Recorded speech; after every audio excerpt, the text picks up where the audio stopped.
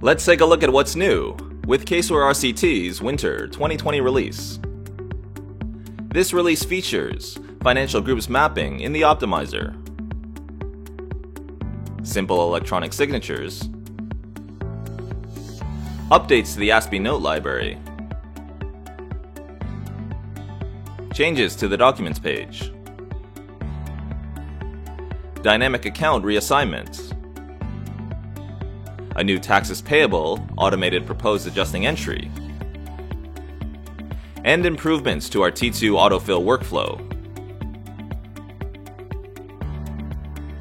The 0-10 Planning Optimizer now includes a procedure that allows you to select mapping groups that are relevant to your engagement. Once you select an option, financial groups associated with that option are visible on the data page, while non-relevant groups are hidden. To use simple electronic signatures, select Yes to the electronic signature question in the Planning Optimizer. This enables a simple electronic signature question type for any queries that require client signatures.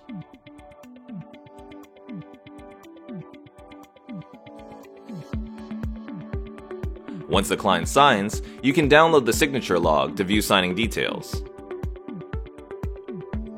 We've reviewed our ASPE notes library to ensure our notes are up to date, and added new content such as the Going Concern COVID-19 update.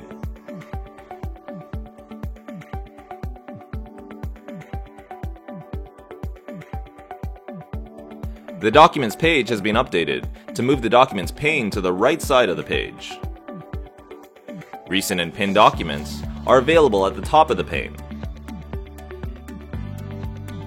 Instead of showing a negative amount on the asset side of an adjustment, our flips function automatically moves the corresponding amount to the liability section.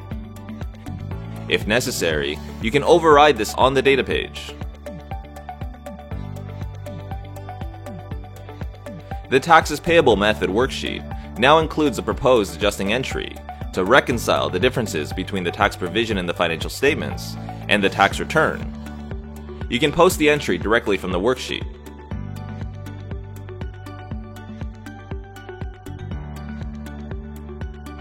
We've made it easier than ever to use the T2 autofill option with the new procedure in the Planning Optimizer that links directly to the autofill worksheet and a dedicated T2 autofill button.